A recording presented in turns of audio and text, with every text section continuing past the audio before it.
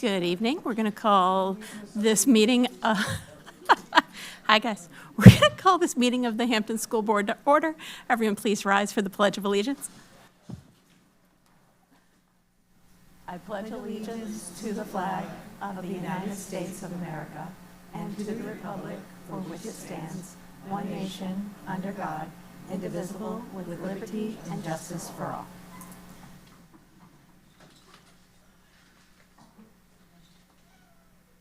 Hi, welcome everybody. Before we get started, we are going to take a minute and have a moment of silence. Our former superintendent, Kathleen Murphy, did pass away very recently, so if everybody could just take a minute.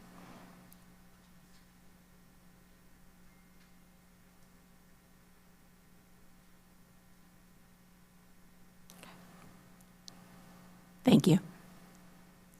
Okay, welcome everybody. We've got a good crowd. I think before we do anything else, we are going to welcome our new staff members. So let's see. Would you like to read them or would you like me to? Do you want to have the principals come up? Well, yeah, what if we have our principals come up and introduce your new staff? Their new staff. That'd be great.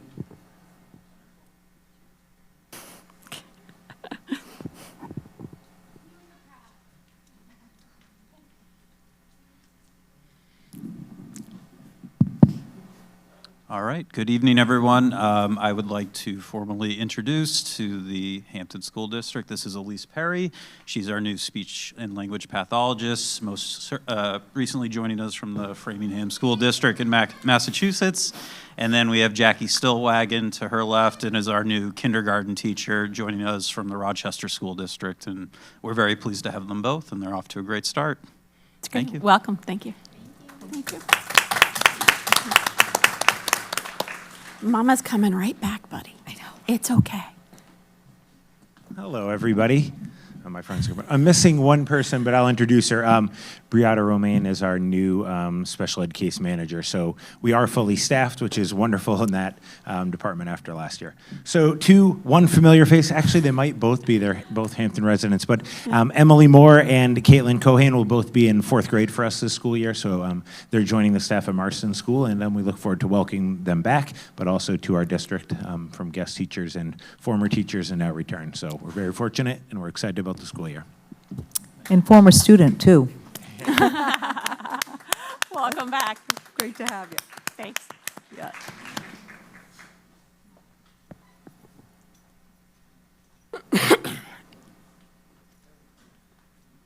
Ooh, Hello, everyone. We are very excited about our veteran staff here. I think we've really brought in some great teachers with some really great experience, and we're excited to have all of them join our staff. They've already seamlessly integrated into our staff, into our faculty, and we're really excited. We'll start off with Shelby Gregoire. She's our 7th grade social studies teacher. She comes to us originally from New Jersey, and then spent last year at Oyster River. Mr. Anthony Baker is our French teacher. He has been in the community for quite some time, working over at SAU91 as a French teacher, so we're excited to bring him over to the dark side in 8th grade. Nicole Cincarelli is back with us. She started with us and then was over at Dover, and we are excited to have an 8th grade case manager. She's already been doing a stellar job. Next, a 7th grade mathematics teacher, Stacy Leonard, and Megan Melendi, another 7th grade mathematics teachers. They came from the Timberlane School District. We took their top two math teachers, so we got some really nice text messages looted your former from school. them. Sorry, not sorry. And then lastly, we have Parker Cavallero. Parker Cavallero was a lead teacher over at Pinkerton in the Freshman Academy, so we're excited again to bring him into 8th grade. And we could not be more excited about the new additions to our staff. So there you go. All right, welcome. Thank you.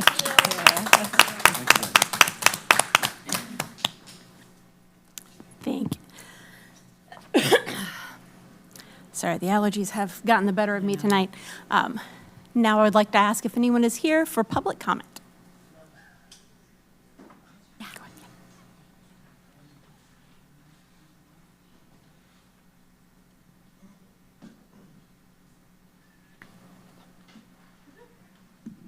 Hi, can you hear me?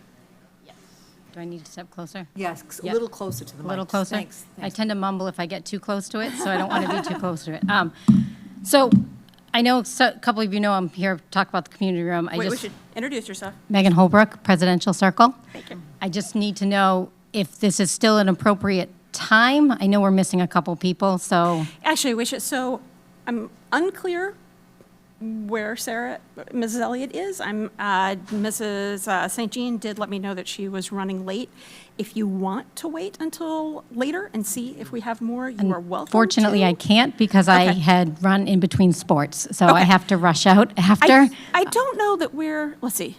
Yeah, and I mean, we have a quorum. I think while you're here, we should go ahead and go. Yeah. Okay. I don't want to. Okay, I just want to try to make use of I everyone's time, appreciate right? it. So Thank you. I know I had made a couple emails. I've been talking to Dr. Campbell, but as you probably all recall from last spring when when you all voted to allow the field trips at Hampton Academy to be reinstated and come back here, one of the asks from all of you and from the school was that this community would come together to assist with the fundraising and some of the deficit between what the schools had and what we actually needed to get these trips going forward. So this summer, a group of us parents in Hampton began discussing this.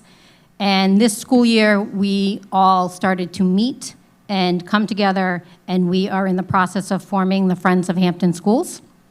We're in the beginning stages of this, but the goal of this group will be to help raise funds to enhance the educational experience of every student by providing resources, support, and opportunities that enrich academics, arts, athletics, and activities across our school.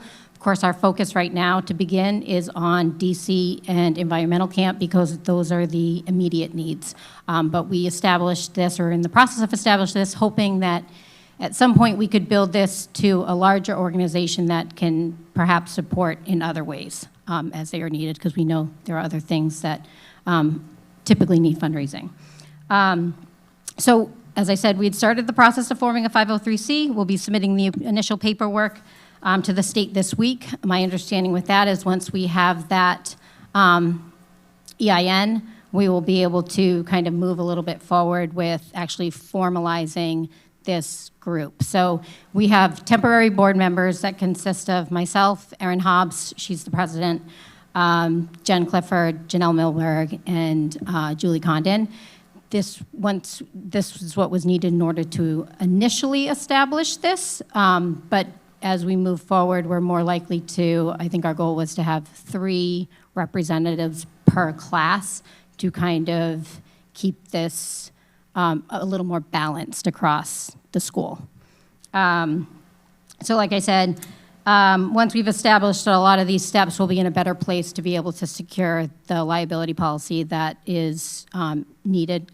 So right now what I'm here is I am here to ask the board for a temporary waiver of the use of the community room and the fee and insurance that go along with that, at least until we have the ability to secure that policy, and then give us the opportunity to meet and start coordinating our efforts to start hopefully bringing in some fundraising for these 2 trips. So that is my ask of you today on behalf of the group.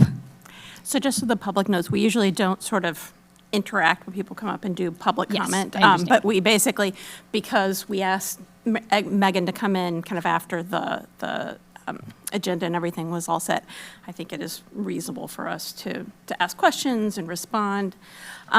We do have one issue. Okay. And so yesterday, we spoke to our attorney, and our attorney is advising us not to waive the requirement for the liability policy. So I don't know, that still doesn't mean that we can, but I wanted basically both of you guys to be aware. So I that will that just was- say- That was the legal advice that we received yesterday. I am an insurance underwriter, so I completely understand Yeah. what goes along with liability and the hazards and the exposures. The only thing that we will be doing in this room is meeting. Oh, absolutely, which is There'll be no why. events or anything like Yes. that. So So we let were me- hoping, because it is the Hampton Academy Community Room, that there would be some sort of way that I we could 100% use the room. agree. Let me see what, we have an attorney. I know you're not giving us legal advice, but as a school board member, what would you like to say? Well, my question would just be for you, Megan, because I know I had connected Jen with somebody local who could get you the insurance certificate? Do they need the 501c3 filing before they'll issue it? We need to at least have a name of a group and an employment number in order for us to actually be able to go and solicit a policy from an insurance agent. My only question would be, and this is just from our past experience with a basketball league that we set up, I did not have an EIN for that, and we were able to get a certificate. I'm just wondering if that would solve everybody's problem. Like, if we could get you this certificate, How would you get us the certificate? well, I'm saying if you can get a certificate, are you guys okay with moving forward that way? If you can get a certificate, because that would satisfy the attorney, correct? Yeah, I mean, I think basically we would need to vote kind of one way or the other because I think reasonably so, they're asking to waive our fee. And usually when we do that, we vote on that as a board. So we just need to kind of decide. Is easy, yes, yes. Yep.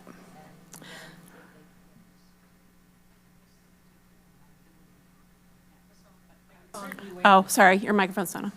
Sorry. Okay, I make a motion to waive the fee for the use of the room for sure, that's- for the Friends of Hampton Schools.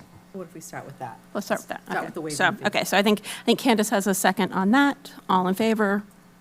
Okay, so that's easy. My suggestion is this. I think, let's do sort of again this month. So basically, everybody here knows, and I think I sent you guys the email. We kind of gave them you guys met once already. We've in met the room. twice. Right, twice. Okay, good enough. And why don't you guys swing back around, talk again to the insurance company, see if you can go ahead and get a binder to start with. And then I could let them use it conditionally, maybe for the next month. So you were Is that- saying they're going to issue me a certificate without an insurance policy? Yeah, okay. No, I was saying if the issue is the EIN, I've gotten. Well, I think the issue was just having an actual entity established. You can be, well, I don't want to get Yeah, super legal or yeah, technical here, let's but yeah. you can be a de facto entity until you're formalized. Okay. And who I has mean, that process? I don't work in insurance, so I don't. I do, that's wanna- why I'm Yeah. asking. And I don't know Why if I feel why comfortable don't we sharing names. not, Okay. why don't we not formally vote on the liability issue?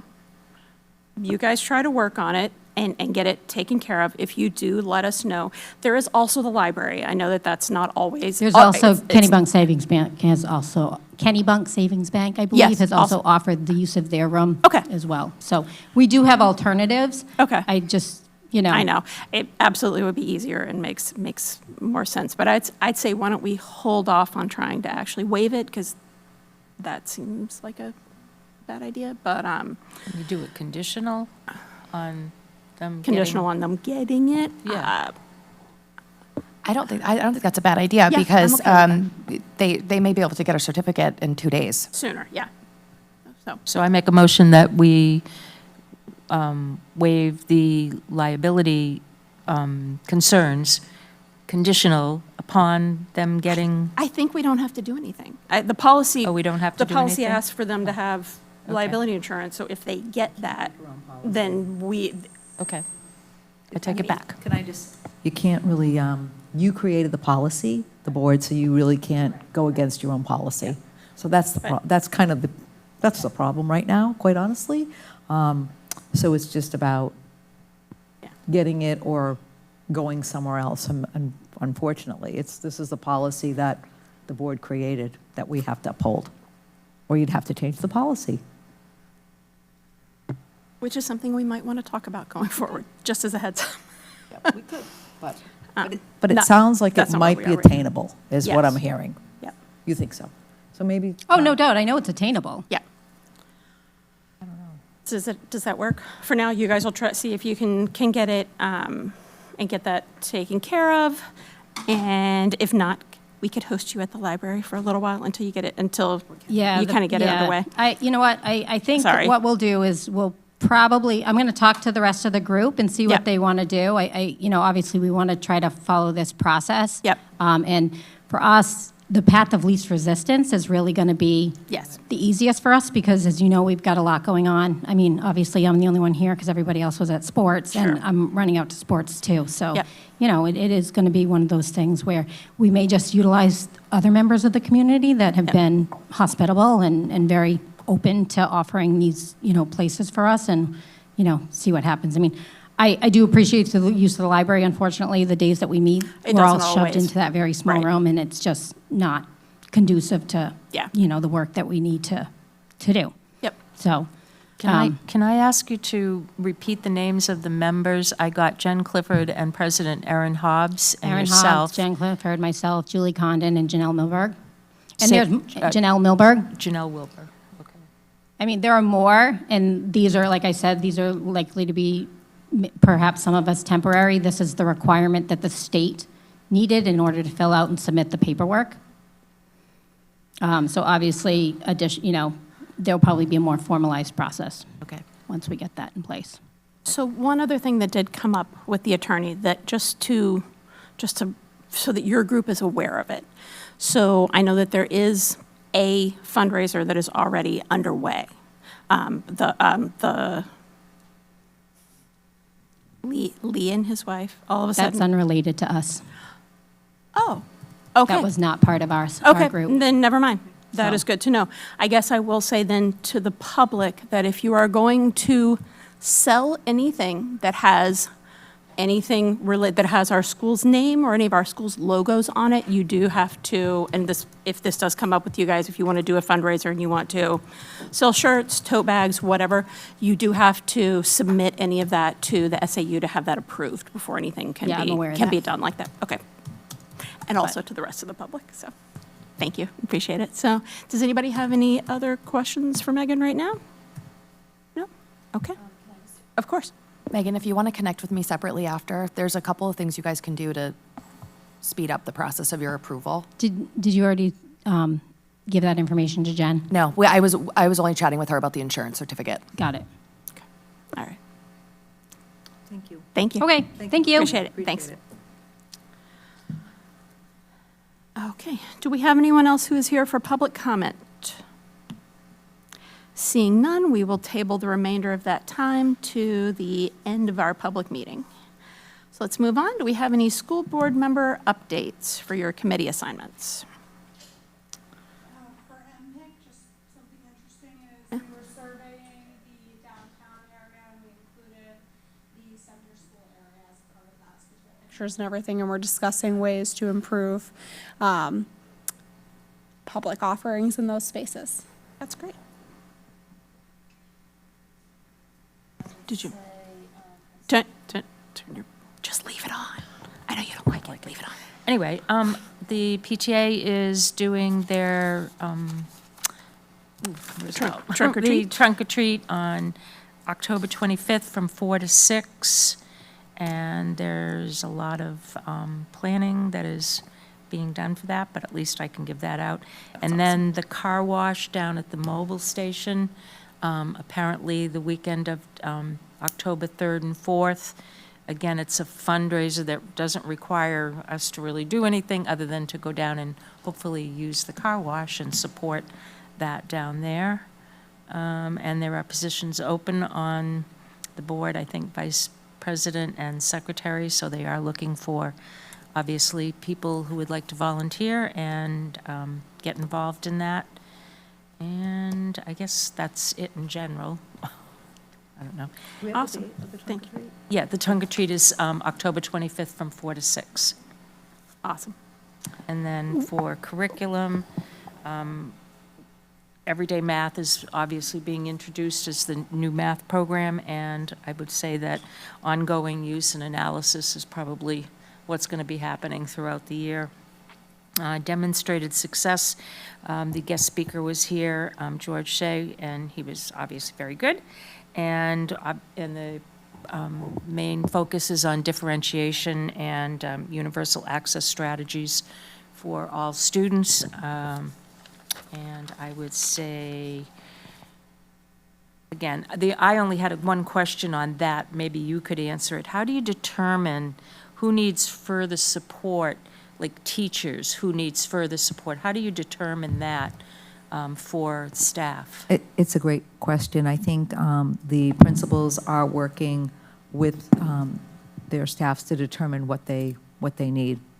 Is that fair enough to say? I'm looking at my principals in terms of how you will determine who will work with demonstrated success during those days that we've contracted with demonstrated success. I know that there'll be some overviews, but then there might be. Yeah, we'll start with whole grade levels in sessions, so the whole team will work together with interventionists, and then we identify who needs additional support. That's through supervision and evaluation. So as we're doing walkthroughs and checking in, it's sort of like, oh, they might need a little more assistance with this in math or in ELA, and then we might connect them with someone else within the school, or if we had to bring someone in, but that's tentatively the plan. We set the dates with demonstrated success, so they're kind of spaced out over the year, which is nice, but also chunked in the beginning of the school year, so we can make the most impact on the kids. So some of the half-days are going to be used, right? Yes? Yeah, we're going to use early releases when we can, and if not, then we bring in guest teachers and bring the teachers And in work within sessions it, throughout the okay. day. Yeah. Just a lot of people sometimes say, well, the kids have got a half day, what's up, blah, blah, blah. And it's There's like, a lot going on. okay, there's a lot of things that can't be done in the course of a normal school week or normal school day hours. Yeah, I and- mean, teachers have, a 50-minute planning block, each day. That's about it. And you think about everything that goes into preparing and planning, all curriculum areas for students, it's quite a bit. Right. So having the time for them to work collaboratively. It's also our teams are big, so you don't always have everyone, at the same time. My third grade split into 2 separate teams, so when they can get time to really dive into a new math program or start to plan out things for the year, it's a great opportunity for everybody, and we appreciate it. And it's not just teams, it's vertical Yeah, as it's well, a trying very to work few with times, you can grade get all levels. 3 schools together at the same time. And it was nice last year, we even expanded towards the end of the year some of our vertical conversations to include more of our specialists in integrated arts. But anytime we can get K-8, especially K-5 together, it's valuable for our staff. So I just wanted to put it out there to Yeah. people in the public that we're not just taking time off to Well, arbitrary reasons. It's really important that the teachers have time to work on things like demonstrated success, differentiation.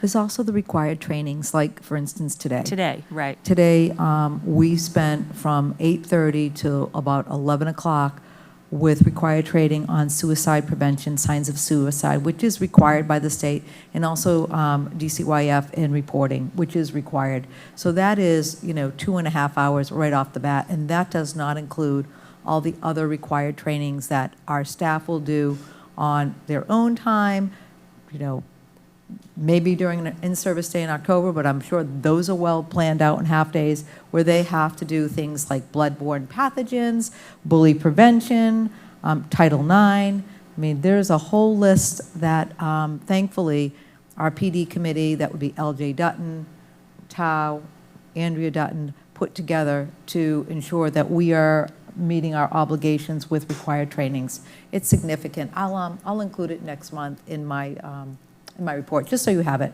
And they have until October 30th to get it done. But it's probably about, what would you say, Mrs. Levine, 6 hours? At least 6 hours of required training. So on top of, and on top of anything else we might want to do, that would be important. Yeah, thank you. Does anybody else want to comment on demonstrated success? Because I share the contract with the board, just in case anybody, either Mark or Mr. Robitaille or Dr. Campbell, wanted to share anything with how they're planning to use the time with demonstrated success.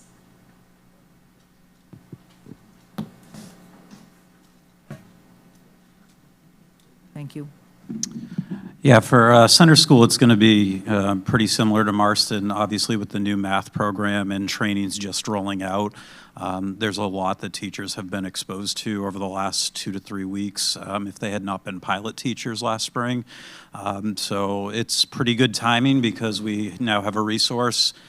We have a resource that guides us on differentiated instruction, and that's going to kind of be the focus of demonstrated success. So my hope is that with our new program, with their guidance, we'll find ways to support all teachers, but then identify, like Mr. Sadler had said, teachers that might need a little extra support on how to use the tool, how to differentiate to meet different levels of learners in their classroom. So we're looking forward to really sinking our teeth in. I was going to talk a little bit about everyday math and number worlds when I come up for my report as well. But a similar concept, but we have a lot of work to do with unpacking all of that this year. Thank you.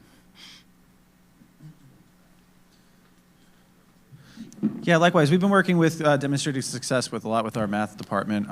So we're hoping to continue that work and really, math lends itself to areas where you can provide extension, at least from my experience in the math classroom. Similar to the ELA, we're lucky enough to have a veteran staff, and so really supporting the teachers and where they are and making sure that they have new ideas and supporting their ability to meet new learners, because the learners that a lot of our teachers have started with have changed. Students are coming in with different needs on a yearly basis, and so really tweaking their craft and trying to bring in some elements of AI to help us integrate some of our take our old lessons and make them new again. So we're hoping, but we're excited about the movement towards differentiation.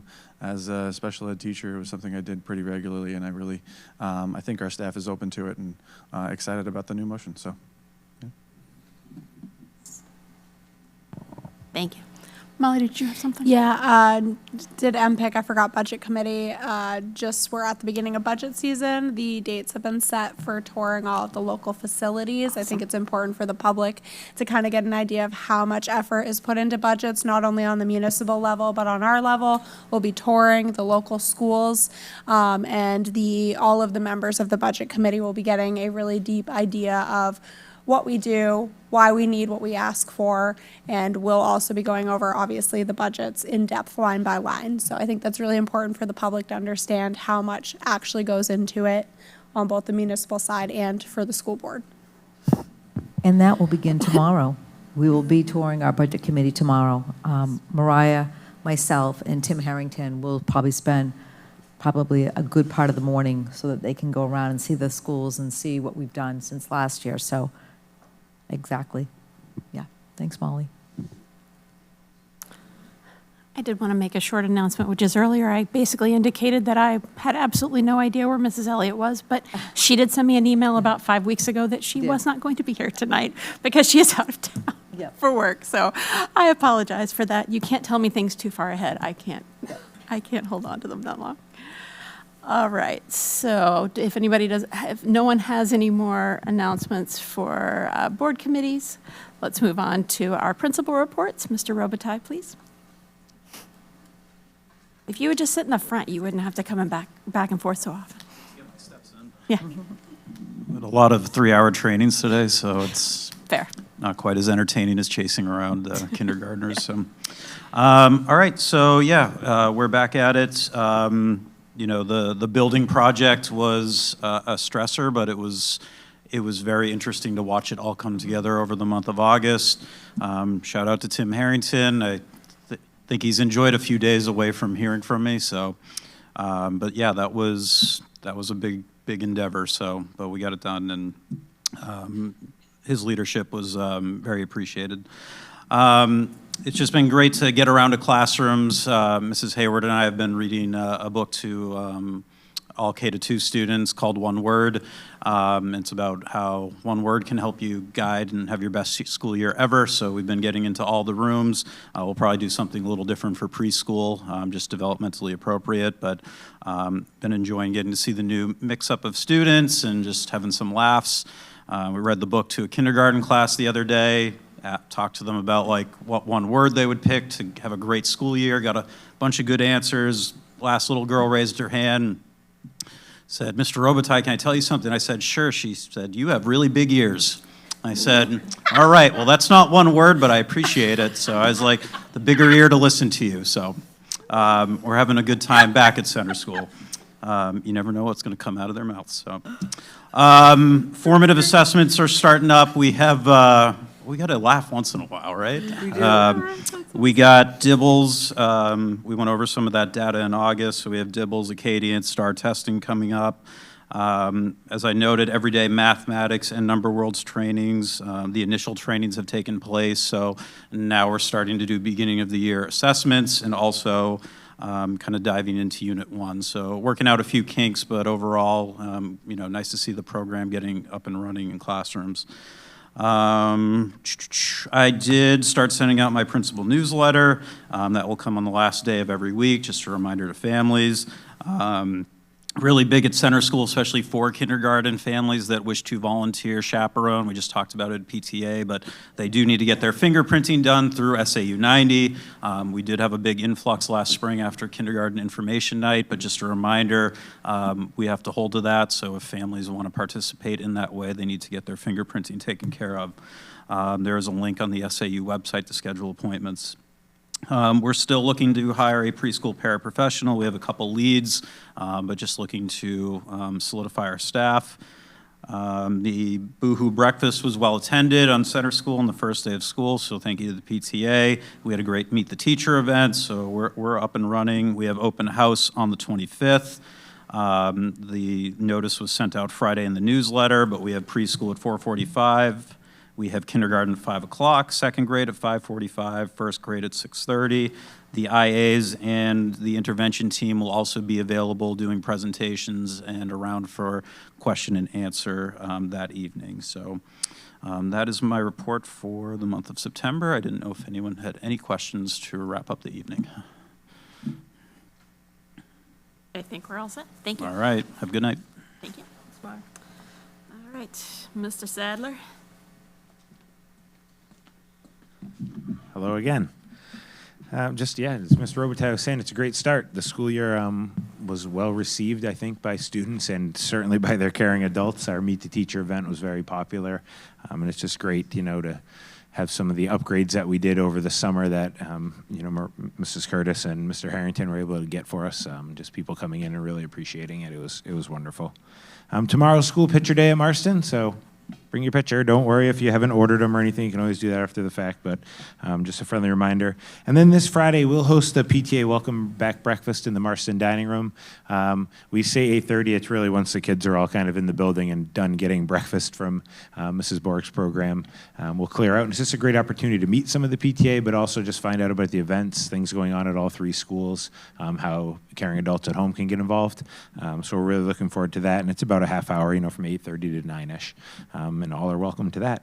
Otherwise, we're just, a lot going on. It's the beginning of the year. It's very busy, and we're starting to settle in with the students and looking forward to some continuity and consistency and a really great year ahead of us. So open to questions if anyone has any. All right, have a great evening. I think we're all Thank you. set. Thank you. Dr. Campbell?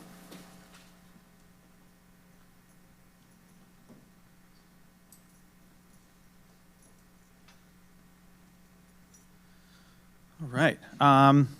Just to echo everything, we're really excited to have everyone back. We started off our school year with the bell ringing ceremony. It was excellent. Started our year off with our themes of empathy and respect. Had a quick meeting with each one of the grades to discuss really everyone, more so empathy. It's just to make sure everyone really understood where our empathy, what is empathy and how we can demonstrate empathy to other people. STAR testing is going to start tomorrow. We're going to run that on Wednesday and Friday. On Thursday, we have guest speaker Tim Coverly come in. He's an illusionist. He'll start talking.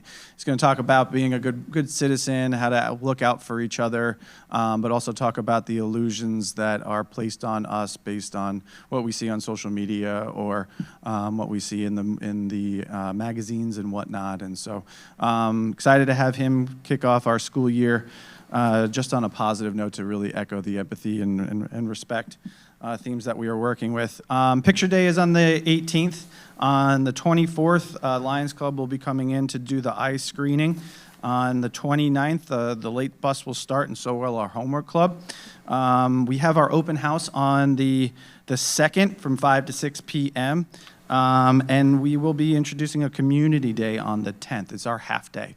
The goal, we have built in a community time into our schedule, an opportunity to talk about how we give back. It's also an opportunity for executive functioning and to keep up with the work that we need to do, but we also sprinkle in elements of community. And so on the 10th, we'll be doing a beach cleanup as we partner with the Surfrider Foundation and Blue Ocean, just to be a great day it's our half day, so we'll be down there just giving back to the community and really exposing the students to some of the great features that we have here at Hampton. I do want to make a correction. Our win selections will go out soon. We just didn't have the proper information. We wanted to talk over our 6th grade, so I did just want to adjust that. And our coffee conversation will kick up tomorrow from 10 to 10:45 in the community room. We sent out a Google link. I'll send out another Google link for those who cannot make it. Again, we are going to be we're going to be varying the times for different schedules. If anyone wants to meet with us personally, please just call and set up a time. We'll be happy to meet with anyone. We have one girls B basketball coach opening position that we need to fill. And to update, we had one confirmed bullying investigation so far. With that, questions? I just wanted to, first of all, say that I appreciate all the various activities that you are bringing in and trying to do to promote that kindness and empathy. I've been one of those sticklers, so I want to tell you how much I appreciate it. I'm glad that you're bringing back, and I'm saying back because PBIS had it, the restorative practices. I think that's great. I think this EverFi looks like it's going to be a pretty good way to hopefully, it's a digital course, correct? And Yeah, kids it's a can digital use course sponsored through the, NFL is a major sponsor of it, and so what they do is a bunch of character ed courses. So it's just a way for us to provide students with anti-bullying type of course. There's courses on the knowledge of vaping, character building, there's a Bill Belichick playbook on character building. So rather than just the traditional times of sitting there during a detention, if we have to have one, giving the students an opportunity to reflect about their actions, provide some educational resources, and something that we can build upon and make it a learning moment. So, But this EverFi can be used with all students at some point, can't it? yeah, it's widely right now. We're just we're using it as part of our discipline kind of just Okay. approach, like tailoring on some whatever courses that they have available to the situation that we have faced. It is widely used. We could use it more broadly with our other students, and we just wanted to make sure that we get a solid foundation of what it is, what it has to offer before we roll it out to the entire. Okay. To the All right. to the Well, it looks entire good. Thank you. population. Thank you for doing that. Yeah.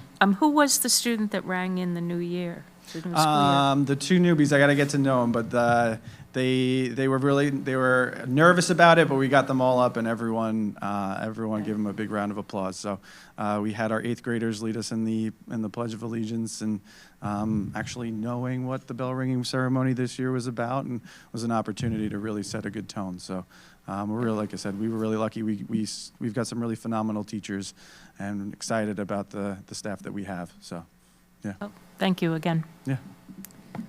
I just have a quick question. Yes, So just about the WIN block. So the 7th graders have already done their selection, correct? Yes. And the 6th graders are about to. Are we doing this for the 8th graders? Cannot do it for the 8th graders just Okay. because they only have one team option. So what we're doing is Okay. we're providing the support Gotcha. that we need within the different classrooms, and Okay. we're using Parker Cavallero's class as an extension class. Mm-hmm. So taking some elements of the ELA, trying to expand on it, bringing in some of those the testing information that we receive that we are traditionally poor on, just as far as the data that we're looking at longevity-wise, and bringing those elements in. But he comes in really highly recommended as being able to cross-curricular activities, and we're excited about that.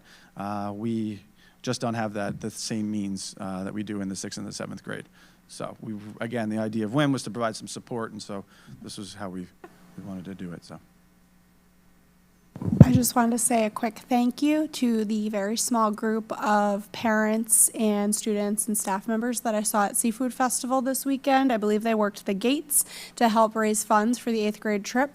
I was happy to help them find cover during the terrible weather, but it was nice to see. It was a small group, but it was nice to see them out there. Yeah, we are we have a great community, and so we just really want to emphasize that. So, All right. all right, thank you very much. Thank you. All right. Ms. Jensen, come on down.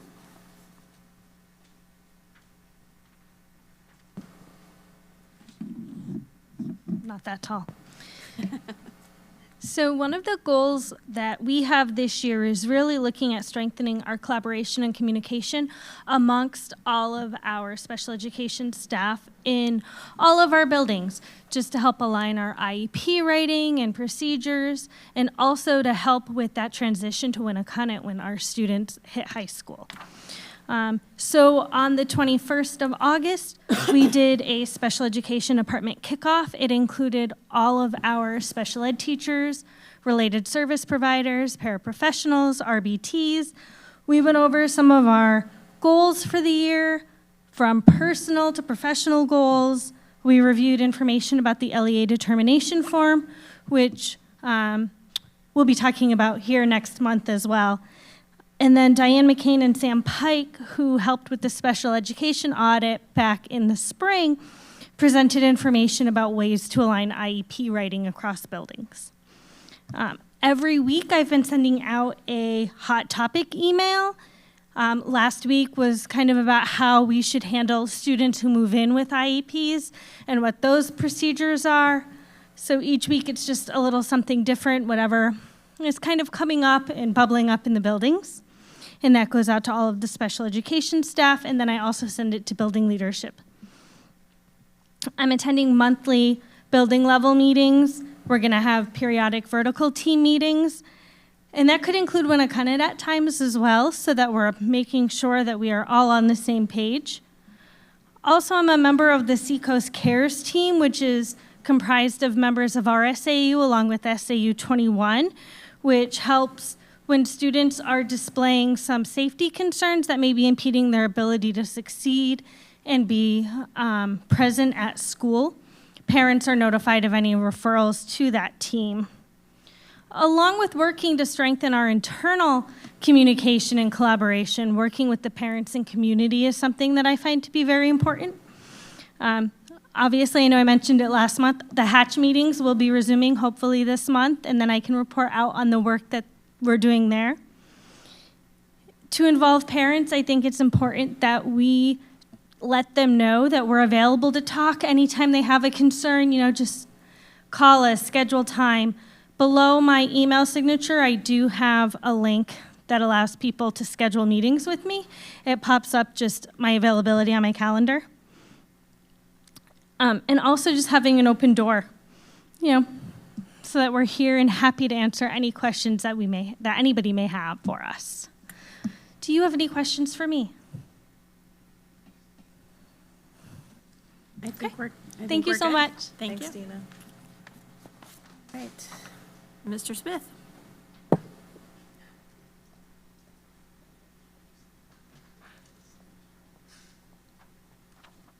Good evening. So we've been really focused on just trying to get everything up and running as expected. We've been dealing with a number of hiccups with some transitions and some applications and things like that, but we're working our way through it, and we should hopefully have those resolved relatively soon. Other than that, it's pretty much we're back in the full swing of things, supporting students and staff with accessing their computers and how to access the equipment within their rooms, and just kind of supporting everything behind the scenes. So with that, any questions? All right. I think we're good. Thank you. Thank you. All right. Mr. Harrington.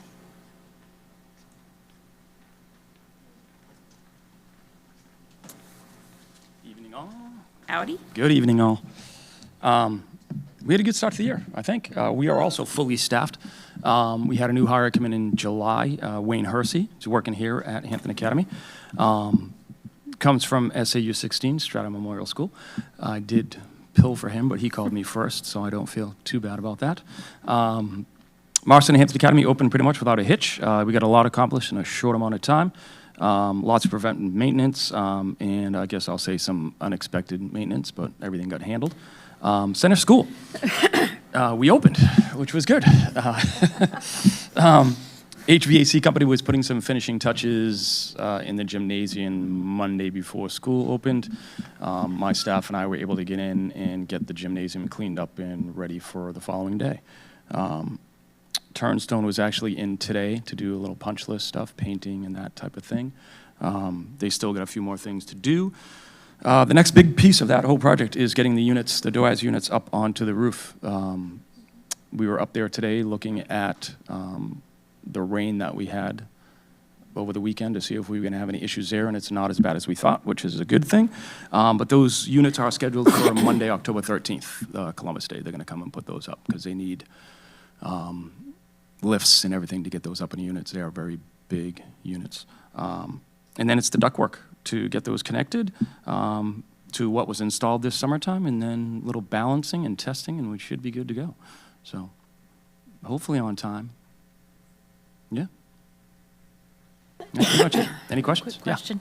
Did you need extra custodial help during the summer over at Center School? Yeah, I brought people over. Yeah. Okay, that's what I thought. Yeah, no, we did. Once they started finishing certain areas, I was able to bring people over so we could, and a shout out to them. Everybody jumped in and helped if they could. We had them over on the weekends, and if they didn't have a ton of stuff to do here, or they were kind of caught up at Marson, I brought them over. Yeah, they were a huge help. Yeah, I mean, we didn't strip floors. We didn't get to do everything that we typically would do in the summertime, but we'll get to that. Yeah. Awesome. Anything else? Good. All right. Awesome. Have a great night. Thank you. All right, Mrs. Bohr, come and join us. It's okay, join us slowly, it's fine. Hi, everybody. Hi. So the two reports that I put in your report tonight was the federal income guidelines, which is what it is, but those are the federal income guidelines, eligibility.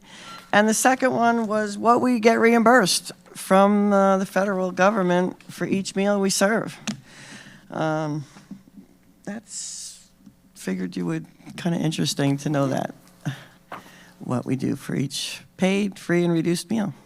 And we're just starting out, so got off to a good start, and that's about it so far. Awesome. Any questions? I think we're good. We're good. All right. Thank you. Thank you. All right, Dr. Costa?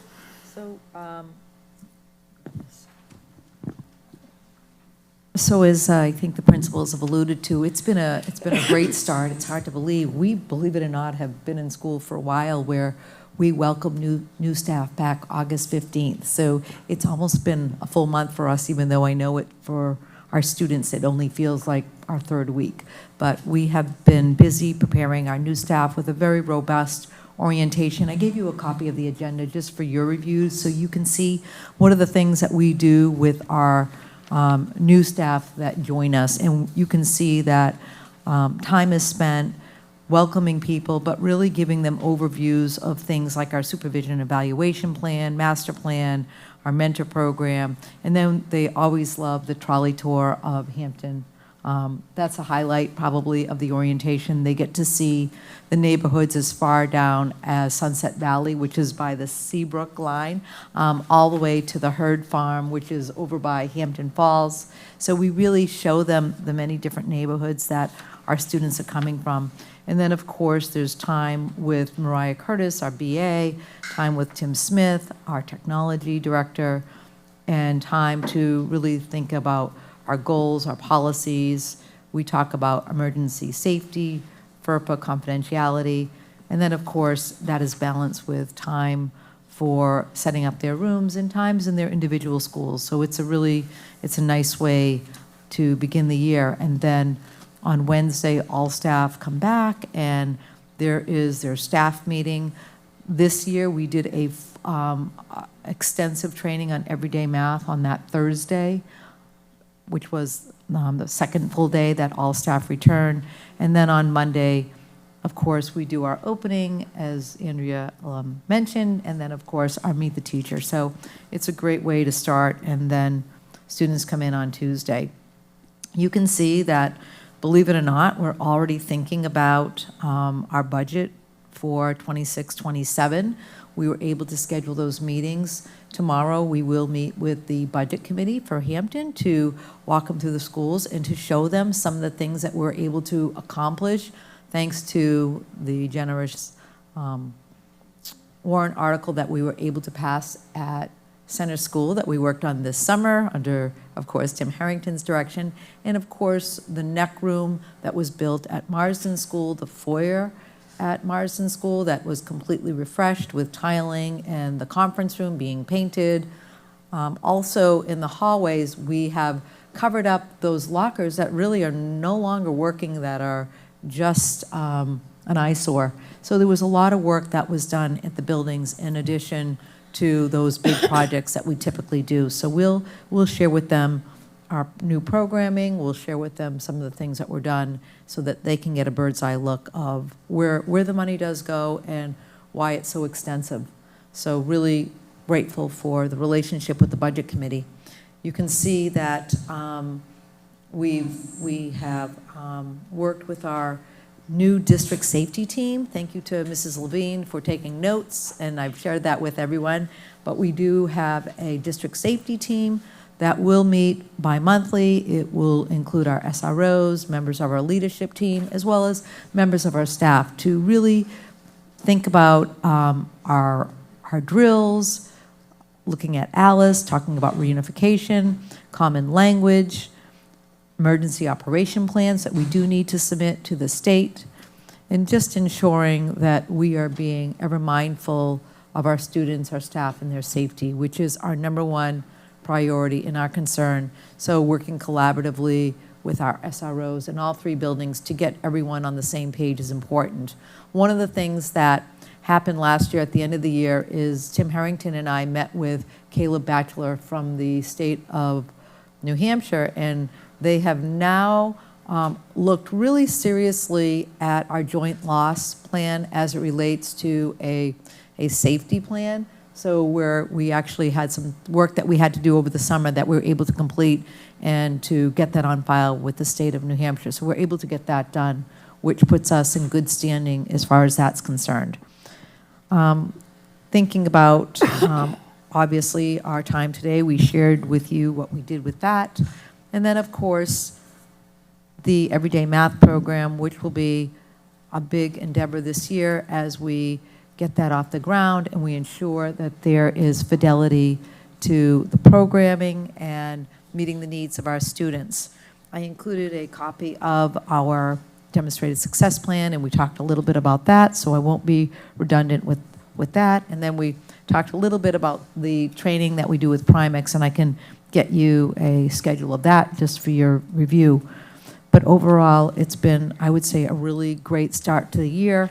Tomorrow, and also later this month, we will be meeting to finalize our goals for the school year. We are looking specifically at communication, safety, that includes physical and social emotional safety, and curricular practice.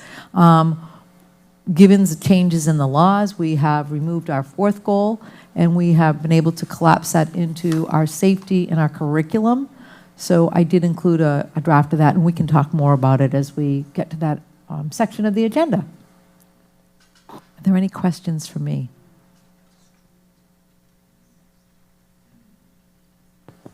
I did think the enrollment report was interesting. Yeah, you know, it's interesting. Our enrollment is up. Yeah. It's And it looks like our homeschool numbers are actually down. Yep. Which was, frankly, a surprise, but. It is surprising. It'll be curious to see how that sorts itself out. We did have, for the first time, a good number of registered students. So That's great. It's good to see that. Agreed. All right. Do you want to go ahead and talk about the evaluation now? We've got it on under new business, but we can go ahead and just do that now if you want. Absolutely. Yep. Yep, Do you want me to make a little speech? please do. Go for it. Sorry, we're up here muttering and not talking into the microphone. So what we kind of had next on the agenda is evaluation of the superintendent. So for the rest of the board members, it is our responsibility to provide a evaluation of the superintendent every year. And I staged a little bit of a rebellion last year because I really, really hated the evaluation that we had. I felt it just, it was terrible. Among other things, it didn't include goals. You know, Dr. Costa spends a lot of time working through and setting goals for herself and for our school district. And you guys can see she reports on those every month in her report. And none of that was rolled into her evaluation. I mean, I am not in any way an HR professional, but I have been working to try to find a more useful for us and for Dr. Costa evaluation for her. So we included in the packet the policy that says when, that defines what we need to do for an evaluation. And it does include that we have to assess her performance on administration of the schools, delivery of goals, things like that, that just weren't included in the old evaluation. So she and I met and talked about, we looked basically at a bunch of different examples. We had them from the state of New Hampshire, from the New Hampshire School Board Association, and also various places around the country. And I think the one that we liked the best was this one from the New York State School Boards Association. And you can see as you look through it that it really does a good job of basically providing guidance, I think, to us as a board on how to rate the superintendent's performance and also how to roll the guidelines and the goals, and et cetera, into the evaluation. So I basically just wanted you guys to take a look at it. Dr. Costa, if you have anything you'd like to say, and we just wanted to get basically, excuse me, feedback and guidance from the board on this. Excuse me. Yeah. If you have anything you'd like to say, feel free, or if not, I don't know if you guys had a chance to look at it ahead of time. I think it looks fine. Is it all done online? It can be. I mean, we basically can. I think the old one essentially was sent to everybody, and I think the idea was that we could print it and fill it out and send it back. I do think it would be much easier if this is something that we could do online, but if we need to print it and send it to everybody, we can do that as well. I actually like the idea that it appeared to me to be an online document. Yep. I mean, this one particularly is a PDF that came from someone else. So we would need to take our goals and our guidelines and roll them in. I just thought before we started working on a rough draft of it, I'd see if you guys had any comments or input on it.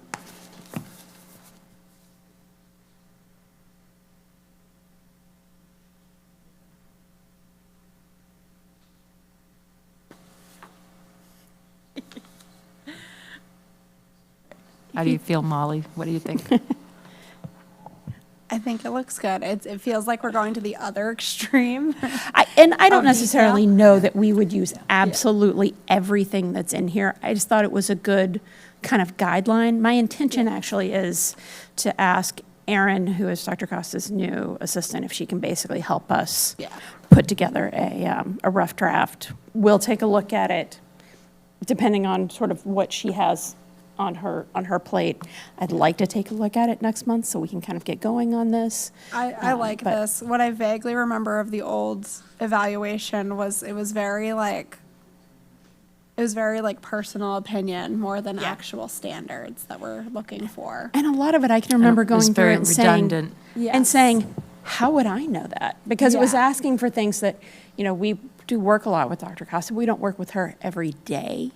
And so it was asking us, how she did things in the office. And frankly, we don't know. I would rather, maybe we can look at doing a 360 performance review and get, feedback from her staff. And to be honest, the one, we had one and it was also terrible. there was sort of a 360 review, and it also, I felt Yeah. was I think somewhat this worthless. is moving in the right direction. Okay. Reviews are so tough. They are very, very tough. But I don't know, I think the important thing is for them to be useful for the people who are performing them and for the person who's receiving the feedback. So that's what I hope for, so. So the goal would be to have our administrative assistant take our objectives, our goals, your goals, and put them into a document similar to what we have here. Yes. Tailor it for our use. Correct. Based Yes. on this prototype. Yep. And Dr. Costa and I could sit down and meet with her, because I don't know, this is a large project to just throw on somebody's plate, so we'll have to see kind of time-wise what she has going on. I'd like to have a rough draft by next month, but we'll talk to her and see what she has going on, so. Okay. She could probably, we have a PDF converter, so what she could probably do is convert it into a Word document, and then we'll just have to adjust it to align with our goals. And, you know, what was clear last year is people didn't understand where the goals came from. And so that's something that, you know, it is a longer conversation, but what you should know is that the goals came from our visioning process that happened right before I became the superintendent. And we spent a good amount of money for Dick Ayers and Dr. Nathan Greenberg to come in and basically hold focus groups. And as a result, our vision, our mission, and our motto and our goals were developed that came out of a 30-page document. And prior to me stepping in as superintendent, it was COVID, if you recall, it was 2020, I read through the document and was able to pull from the document the 4 goal areas that those were the top areas. That's how I came out with communication, curricular practice, safety, and at the time it was equity. We know the laws have changed, we've done some shifting and changes, but what it's done is it really has allowed us a framework for how we look at prioritizing our time. And so when I sit with the leadership team at our retreat, we say, where are we and what do we need to do to meet the goals? So the goals don't change, the focal areas do, depending on what the needs are and where we are. So it prioritizes our time as opposed to doing, a lot of times we can do 100 things, but if we're not doing them well, you can see that, right? People are spinning in all different directions, but if you can really focus your priorities and really be mindful of what's possible, I do believe that's where true change comes from, right? When you are focusing on math and you're piloting math, well, then the next step obviously is going to be, right, we're going to get a math program, we pilot it, and then we assess it. So some of the stuff just naturally evolves that comes out of our curriculum renewal cycle too. So just so you know, it's not Lois coming up with these goals. It came out of a very in-depth visioning process with 2 outside consultants, and it came out of a 20, 30-page document. So I just wanted people to know, because last year that seemed to come up at one of our meetings. And, I'm really, as I say, I'm at your service, and I really do mean that. And, we do get back to people. If there's something we need to be paying attention to, we're going to do that. It's just the nature of what we do. So I hope that helps. It does. Yeah. Looks good to me. Just don't want it to be don't want it to be cumbersome for us or for anyone else to have to understand. So this is a lot, and it just needs to be concise. You should have seen the original pile. Okay, so We can shape it a right, little bit. we just need to We'll shape it so absolutely. so it works Yep. for our Yep. district and our superintendent and us. All right. Thank you. So, does anybody have any other questions for Dr. Costa right now? No? Okay. So, under new business, November 11th, school board meeting. So our scheduled school board is on Veterans Day, when we don't have any school, and I think it would be great if we could give everyone a whole day off instead of asking everybody to come in on their day off. So my question is, would everybody be okay with pushing back that meeting to, maybe November 18th?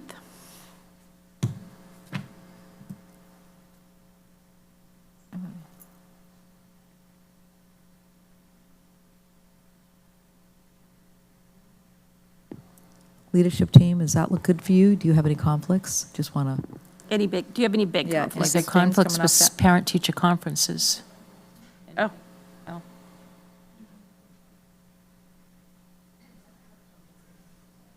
That's the week before. it's a week before, yeah. Yeah. Right. What do you think? Does that work for, you guys they're all looking at their computers, but everybody's good. You're good with it. You guys are good Okay. with it. All right. I can't think, we don't need a motion to No, change the we date. don't need Nope, a okay. motion. All We right, just need so, to yep. officially say the next meeting will be on. So that'll be November. So the November meeting will be Tuesday, sorry. November 18th. Okay. All right. We have discussed strategic planning and goals. Was there anything else that you wanted to say on that? Yeah, so to that point, to that end, I should say, so in your packet, what I wanted you to see is the work that we've done thus far as a leadership team, so you get a sense of where we're going. So tomorrow, what I will do is I will share with people that come to our strategic planning meeting, I will share the goals from last year, so people understand what did we do, what did we accomplish, and where are we and where are we moving. So that's what I will do tomorrow, and then have an open dialogue around those goal areas. And is there something we're missing? I mean, that's the other thing, is if this is the time, like if there's something we're missing, let's make sure we can have that put on the table. So you can see around communication, you can see what's there, and you notice the different colors, and that was somebody that was chiming in with what their thoughts were. And under physical and emotional safety, you can see what's there. And again, we try to focus on what's new. So something that was there last year, because it becomes embedded in our practice, we don't put it on there. And I think that came from one of our former board members who said, hey, we don't need all this stuff on it. We just want to know what's new. So you can see it's really intentional in terms of what we put on there. And the same with curriculum and professional practice, right? You can see what's there. And you'll notice that we have the LEA determination that's there, because we now need to address that as part of our work with the state. And then a conversation that we had was around teacher effectiveness plan, and we're going to look at that in the second half of the year and probably next year. It's been a while since we've looked at that, and so that came out of our leadership team, and that maybe there's a better way to be evaluating staff in terms of taking away the extended observation and doing what we call more mini observations and walkthroughs. So would pull the team together to have that conversation to see how people were feeling about that. So you get a sense of those were the 3 goal areas, but again, we're open to hearing what you have to say. Now, and don't get me wrong, it's not the only thing we're going to do. Obviously, there are things that are not on there, like the budget committee. That will take up a lot of our time, but it is part of our job and responsibility to hopefully create a fiscally responsible budget that will be passed by our voters. I mean, a lot of things that we do is not in this goal plan, but it is just part of the work that we do. Managing budget line items, ensuring that, programming is working well, responding to the changes in the laws that are before us. I mean, a lot of that is just, it's not a goal, it's just part of the work that I do. So, but if there's something you want to elevate, magnify, or spotlight, or you want us as a district to do, you please let us know, because then what happens is our leadership team, they create their goals from there so that everything is aligned, so we're not spinning in different directions. Does that make sense? Yep. Leadership team, do you want to add anything? Does that, you think, help? I think it helps us to kind of really align everything. That's what we. All right. All right, thank you. Does anybody have any comments or questions on strategic planning? All right. Let's move on to Mrs. Curtis. I know. I'm like, they're all just sitting there. I know, I'm Usually waiting for they them to leave. usually they jump and run. It's okay. I'm used to it. It's fine. It's all good. It's okay. We don't talk about anything important. It's just money. It's just money. It's fine. So this is a time of year when I'm ending a year, starting a year, and building a new year, and it gets a little hectic. But I did put in a calendar for you for the annual timeline. It's a lot of the dates we chose already for our budget work sessions, but a lot of the dates are by SB2 timeline for March 2026 that I have to put in there for timeframes for notice of public hearings and our deliberative session and such. However, some of the meetings are done by the budget committee, so we will be visiting the budget committee next week. Next week, because I will be going over last year's final numbers at the budget committee, and I will ask them for final dates or if they have dates in mind for their meetings so that we can kind of get the calendar completely done. And then I'll also get a hold of the town for their deliberative. They usually do a Saturday, and then we'll do in the middle of the week. So I don't think that's a problem, but I still like to try to make sure so that we're not, because they utilize the academy to have theirs here, so I just don't want to overrun theirs. So the calendar's in a work in progress, and we will be working on that. So again, next Tuesday, we will be going over the final numbers with the budget committee on where we landed and what's going back to the town and what the retainage final numbers were, and a little bit of a breakdown where the revenues came from, what revenues we had that we're giving back, and what was the expenditures that we didn't expect that we spent, and just kind of the budget from last year. I have the monthly report in there. We're just really starting to get all the purchase orders and recs in the system and up and going for all of our basic normal accounts. Grants just got approved this week, so I did not have the numbers of what was given to us for grants, but we didn't get the whole amount. Some of the, we got about 30 to 40% of what we will be getting, but they're giving it to us in chunks this year rather than all at once. So you'll be seeing that sporadically, so we can only encumber what they're giving us at a time. What else do I have for you? Oh, so this also is a time of year while we're working on our budget, starting to build that, we get to discuss our capital improvement plan. So Lois and Tim Harrington and myself will sit down and go over lists of items that we like to try to maintain within the schools for multiple years. It's probably over 20 years. Keith has had $300,000 in maintenance for a warrant article every year. I was hoping to put that up this year to 400, just because it's been 20 years and we're have multiple things that we've been since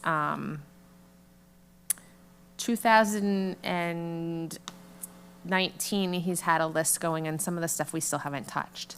So we just wanted to try to get some of the things done. It's really not that much money considering inflation, but we figured we'd try to put that up a little bit. But we're gonna sit down and go over the main things that we think need to get completed. Some of the things have been windows at Center School. We have looking to see the cost of that because there's windows that need to be desperately done. And if we can't do all the windows, the goal is to do a section of the buildings at a time. We have some electrical items that need to be updated, flooring that needs to be updated, lighting that we've slowly been trying to put LED lighting through the buildings that we haven't completed yet. We just have lists and lists and lists of items that we've been slowly working on when Keith was here and now Tim. So we'll be going over that list and coming up with a plan so that we can get that organized for the capital improvement plan so we can give that to the town. And I will get with you with that because I think you're on that committee, right? So we'll get, when that's finalized, I'll send that out directly to you too, okay?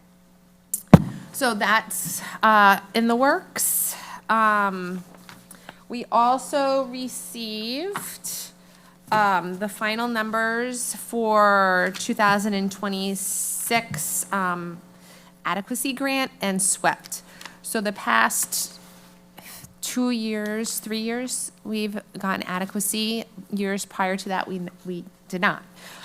So this year, we got about $18,000 less than last year. But with SWEPT, we got a little bit more. So in total, breakdown for adequacy and SWEPT, because they total it together, which is the state ed tax, we received $35,289 more than last year that we'll be getting to help with our budget. Can you say that number again? Yep, we're gonna get $35,289 more than last year.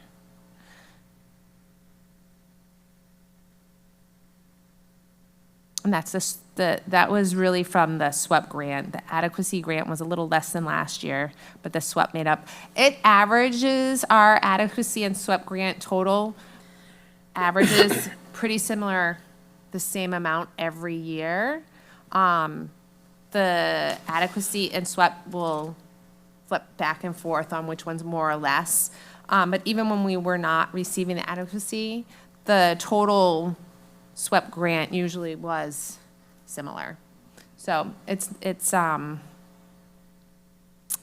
just wanted to give you that information so that you have that, because that will be on my revenue report when I do it to the state.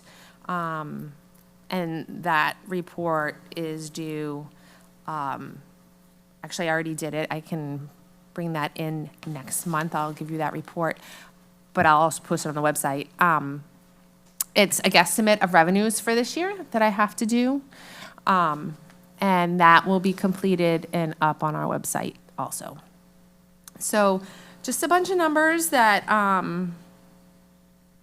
are slowly coming in since it's budget season. I'm starting to work on the budget now. We have 3 meetings planned with our leadership team to go over numbers. So like I said, I'm ending in the middle and starting all at once. Like a hamster on a wheel. Yep. Any questions? It's a lot. Just go back to the regular budget here. Yeah. So we had the transportation, special ed, Hampton Academy. Was there an issue that we had page 10? Page 10, transportation. Page 10 for transportation. Yeah. 133,000 over. Oh, yeah. So I can look into that. That is, so you see how transportation is between Center, Marston, and Academy, and there's more money at Center. I don't know which students are going to be having which transportation at which school. So it's not, I have to manipulate which school building that money goes to. So at the, that's fine. yeah, so I left it the same as last year, not knowing where they were going to be. So I just have to move those numbers around. And is this the CIP report? Is that going to be seen by anyone other than kind of us? So yes, that I actually have to give to the town of Hampton. Okay, Once so only we 'cause finalize it. There's a little, under where it says pond dam on page 2. Oh, yes, it automatically went to the wrong dam. Okay. I just didn't, know if we were going Well, to show that this was to kind of, somebody other than us, slowly- maybe we yes. need to have the correct spelling of dam, that's all. I don't care, but I mean. That, and I also we will be looking, we will probably have a better, most of these numbers were from last year. We'll probably have better numbers on what the costs will be this year because we have the state rep for the dams looking at what it will need to be fixed or serviced or however. So, needs to okay, be when you gave us completed. the breakdown for towns on page 1 of 2, and it was, Last page of your report. I'm sorry? It's the last page of your report. Last page of the report. Oh, yeah. yes, on the adequacy. Is that, what is that number? Just tell me that again. Refresh my memory. So the whole number that we will get or the Right. difference? Okay. The whole number that we will get this year. I just didn't know if what you gave us, the 38,289, should be added to. No, that's just a difference from last year to this year. I just wanted Okay. to, yeah. All right. Okay. Thanks. We'll be getting that much more this year. Okay. It just takes me a Yeah. while to get all my numbers right. Okay. Thanks. Yep, and I did share that with the town so that they had that information too. Right. And I Yep. like how, yes, that's good that that was all explained, how they come to that number. Yeah, it gets confusing and when you look at the formulas, I don't know how they do it sometimes. It is a lot. You should see the worksheet that they do and come up with the amounts. No, but this was a good, but- this was a good explanation. Like I said, if I can understand it, then Yeah. that's a good So explanation. I just wanted to share that information with you. Thank you. Yeah. While we're doing budget season. Yep. Thank you. Are we good for Mariah? All right. Next, let's do hiring and nominations and resignations. Why don't we actually do resignations first? Yeah. Because we have one position that is one out, one in. So why don't we start with Mallory? Mallory, yeah. So, unfortunately, over the summer, Mallory gave her resignation. She was our floating nurse. We had a couple of conversations with her, and she really appreciated it. But at the end of the day, she felt, given what was going on personally, this was in her family's best interest. And I respect, of course, Mallory tremendously. So she did submit her letter of resignation. So you have that in there. And obviously did not come back, but I wanted you to have it, and I wanted to formally accept her resignation before I present somebody who we were able to hire, which I was really pleased that we're able to do that as well. So do you want to? I'll make a motion to accept Ms. Richards' letter of resignation. I'll second that. All in favor? Thank you. So we had the great fortune of hiring Kristen Ross. She started this week, and so we're delighted that she has stepped into the floating nurse's position. She will be primarily at Hampton Academy and Center School, given the needs of those students. So we're really fortunate that she's going to join us and has got a really great background for doing the work. So that's there, and would like to have her nominated this evening. We don't have, Oh, sorry, what's that? we didn't have to on, okay. I Oh, make a for- motion to accept the nomination of Yeah. hiring of Ms. Ross as our floating nurse. I'll second. Okay. All in favor? And we do that because she's on the teacher contract. Right, sorry. Yeah, no, thank you. thank you very much. So she started September 8th, so we're delighted to have her here. And then, I'm going to let you do this one. okay, so also in your packet, you will notice, following the information about Kristen, you do have a letter that we received from Mrs. Borg on August 25th. She came to Mariah and I and gave it some thought and presented us with this letter with her intent to retire at the end of the year. And so, you know, It's a shame. She's been here a very long time. Yeah, 27 years, which is a very long time. And, you know, we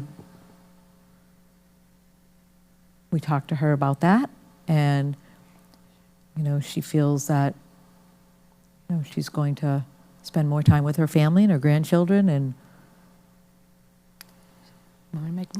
I'll make a motion to accept, with sadness and regret, the retirement of Mary Borg at the end of this school year. Correct. Yes. From SAU90 as our food service director. I'll second that. Okay. All in favor? Thank you. And we'll have an opportunity to obviously recognize Mary and to celebrate her 27 years of service in our district, which we're grateful for. So thank you very much. And we do. We appreciate everything she's done. And she's a wonderful person. And I know her love is the children and feeding those children. And she's been not only a colleague, but a personal friend. So I wish her and her family all the best, because she's really just a fantastic person and has done a lot for our district. Next, we're going to talk about policy. So we do have these as new reads. I am going to recommend that all of the board members spend some time with AB and read it carefully. I don't know that there's much we can necessarily do about it. It's a new state law. For those in the public, this is, it is something used to be called the People and Their School District, and it is now the New Hampshire Parental Bill of Rights. So that is a first read on those, so we don't really have to do anything with that. I did want to look at, if nobody has any sort of comments on that right this second, I just wanted to look at the wording on IJOA, which was field trips, because we had sent this back to the policy committee and asked them to kind of take a second stab at it. Yep.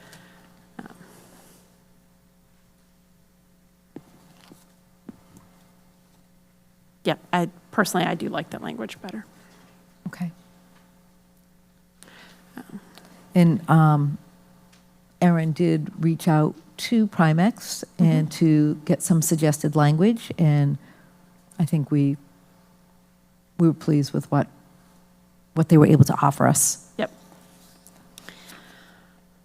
I would say looks like most of these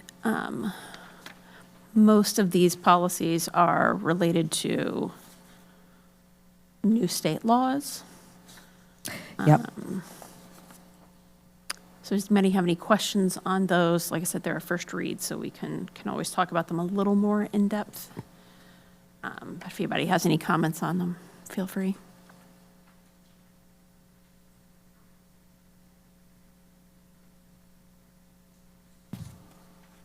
All right. Seeing no comments, let's take a look at consent agenda. We have the meeting minutes of August 12th. We have the non-public minutes also of August 12th. And we have the policy committee minutes from August 20th. Could I have a motion, unless we have discussion or questions, could I have a motion to approve all three of those? I'll make a motion to approve all three. Second? Okay. All in favor? Do we have anybody who wasn't here on these and needs to abstain? I think we're good. All right.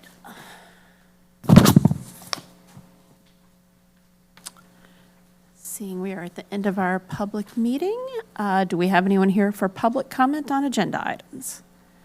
Seeing none. Candace? Oh, sorry. Go ahead. Yeah. Sorry, my voice is going in and out today. No, it's fine. I apologize if this is not the appropriate time. It's okay. Just in thinking about what Megan raised about the use of the community room, I think maybe I misunderstood their issue or their hurdle, which I think is monetary. Oh. And so basically they're in a catch-22 because they feel like they can't raise the funds until they're approved as the 501c3 because they can't open the bank account until that point. Is there a possibility, because I understand the need for insurance, is there a possibility that a group that uses that room or uses school facilities who has a certificate could sponsor their use of it? Is that like an acceptable waiver to allow this group to be able to meet until they get their certificate? I would guess that that's an insurance question. I mean, I would think that basically we would be saying, you know, for instance, the PTA would be sort of loaning them their insurance, and would their insurance company allow that? I don't know. I guess that's my real answer is I don't know. That was my thought, was that the PTA, could they be under the umbrella of the PTA as a separate committee or something like that? I don't at this point entirely understand the difference between the fundraising of this group and the fundraising of the PTA, so I don't know.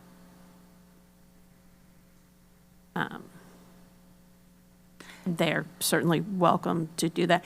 Part of the conversation that we did have with the attorney is that we have to be a little careful that we are not directly involved in this group. This is parents, they are part of our community, they are wanting to raise money to support our school, but this is not a school-sponsored group. And so we do need to be a little careful to have a little bit of space kind of between us. The PTA is a little bit different. It is a different organization, and their charter does basically bring them in a little closer to the school and kind of how the schools function. Is that a fair way of saying it? Yes, and it's also, the PTA is comprised of parents, teachers, and administrators, right? So it is different. Yeah. And they also have the insurance policy that helps, right? I mean, they're coming out of a national organization. They Yeah. have a charter and a different setup. So I would say that's not impossible. If they were to come to us and say, so-and-so is going to cover us under their liability insurance, I think that they would bring it to Tim as part of their application to use the room. He would determine if it worked or not. Do we know what And the cost is of getting this liability insurance? Because I that just went have through my no- head, I have too. absolutely no Right? idea. That was going through my head, too, and I was wondering the same, right? This kind of thing it all costs money, you know, filing the forms, Yep. getting the insurance, and I'm sure it's tough because you're starting sort of with no money, right? So I don't know. Just from my experience, 501c3, usually there's special policies. So I would recommend they like at least investigate it because it's usually pretty affordable. Yeah. But not me recommending anything, but if the PTA wanted to just invite another group as a part of their meeting, theoretically, I don't know that we would care, right? Oh, we wouldn't. Yeah. No, absolutely not. That's just sort of for them to work out amongst themselves, basically. I guess I'm just envisioning a scenario where, and I don't want to throw this on the PTA because I know that there is a very clear distinction between these two groups for a reason. You know, that's kind of that's where everyone decided that this was the best way to separate these two separate tasks that they each have. But let's say you had a group even like HYA, right, where they say, we're going to support this group because they're fundraising. We might even donate to them. We have a certificate. We want to rent the use of the community room. We'd like to invite them in to congregate and meet. And I think we're talking about maybe a month where this is an issue. Yeah. So we always want to take the advice of our lawyer seriously, but I have had a personal longstanding issue with this policy. So, the point in time when the SAU was trying to get funding for this building, there was a lot of conversation with community groups about that room and about how that's why it is called the community room. And we marketed that room as part of the reason that people should vote for this building. And they did. And then people came in and found out that they weren't actually able to use it. The primary group being Hampton seniors. And they meet and play cards, and they play mahjong, and they play bingo. And they're not an organized group. They don't have insurance. They're never going to. And personally, it always felt like a bait and switch to me. And You're absolutely right. And it was never, ever the intention Right. for that to happen. Yep. Because I was on the original, group that, Yep. that got this, and I was one of the ones who did the marketing, saying, yeah, but if you come in, Yeah. this is going to be great, this community room. I envisioned it. But again, I'm Yep. kind of naive in that respect and never imagined that it was going to take that extra step of needing insurance and needing this. And There are other places in town that have meeting space that do not require the insurance. With the library being a public building that the taxpayers pay for, how does that work if somebody wants a room? So we have a policy, right, just like we do here, and you have to either be a Hampton resident or be utilizing it for a Hampton resident. So for instance, bless you, if you are a tutor who lives in Exeter, but you are meeting with a Hampton student to tutor them, then you would be allowed to book the room. But we do not require liability policy to use them. I don't know, I wasn't involved in writing that policy. I wasn't involved in writing the policy here, but I have often wondered if it is a little bit overdone for the use of a meeting room. Especially if it's a Hampton taxpayer. Correct. I trust the Yes. lawyers 100%. Yes. But I just wonder if we're already paying for this facility Yes. through our Right. tax dollars. So again, naive Nancy here says, is it a matter of us changing our policy? Or does that not matter? I would love to see the policy committee take a second look at this and do some research on it. Maybe talk to Amanda Cooper, who is the library director, and see, what was your thought? Because I believe there was a point in time when the library did ask for that policy, and I think it's been changed. And I'd like to know kind of, it's true I work with her, but I'd like for somebody official from the SAU maybe to call her and see. Amanda Cooper? Amanda Cooper, did they speak to an attorney? Did they, what was the thought process on that? I'm sure they worked with the town manager on it. I agree. Could I request that the policy committee do take it on and come back, and can we put it on a future agenda to discuss in depth? I would love to do that. Yeah. Yes. Definitely. We have a meeting, I think Monday, is it? So we can, I'll let Erin know, we'll get that, we'll look at it. Yep. And we can look at the New Hampshire School Boards Association. But it's interesting because our attorney had not seen our policy and yet didn't want to waive it. Yeah. So I'm beginning to think it's probably part of the New Hampshire School Boards Association's policy. And that could be. It could be my guess. It's just my guess. We'll have to decide. But I mean, realistically, you guys saw in my email, I was like, this is going to be a group of parents, and they are going to come in and sit at a table and have a conversation, and we're telling them that they can't. And it felt wrong to me. It may be policy. It still felt wrong. It is wrong. So. You're right, it is. So. Do you remember Mariah, do you remember what was said? I'm trying to think of that conversation. Do we have any more information? I don't remember any more information about it. From before, when we originally put it together. Yeah. And it may be that the policy was put in place before this building was built. This may just be, this is a policy that has been in place for many years. Yep. And if you want to use space at the school, this is what you have to do. It's a policy that's been Yeah. in use for many, many years. yes. I'm sure it's so you don't have to then weigh out who you're going to Sure. require it and who you're not, right? Yes. Is my guess. I'm Yep. sure that's why It's they an do it. equalizer. Yeah, We it's could kind of- also call Primex.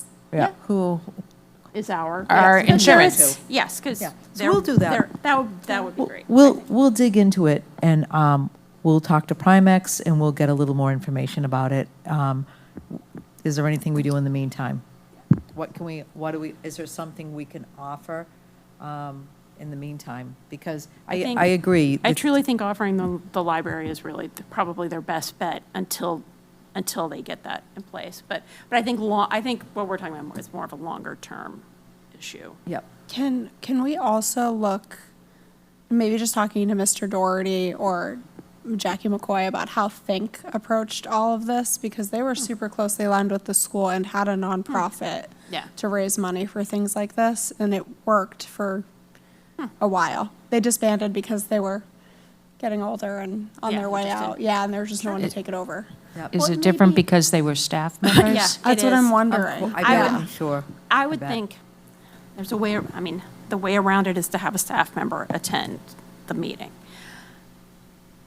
I don't know that that's on the list of what's going to happen because they are not actually directly involved in the schools. Yeah.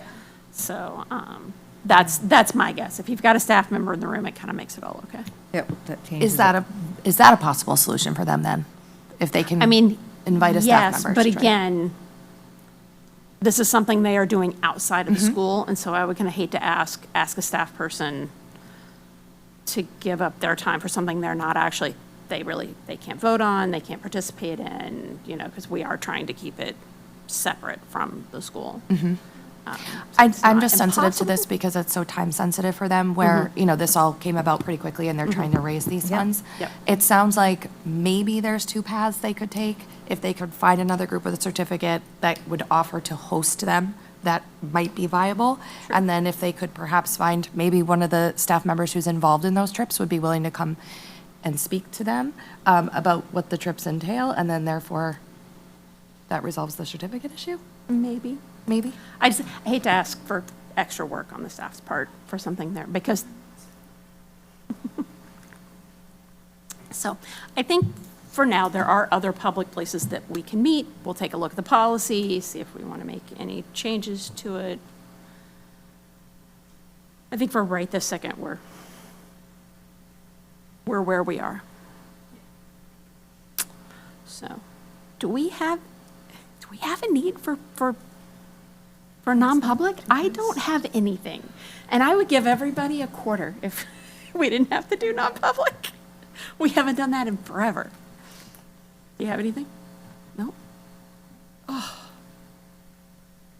make a motion to adjourn. Yeah? Second. All in favor?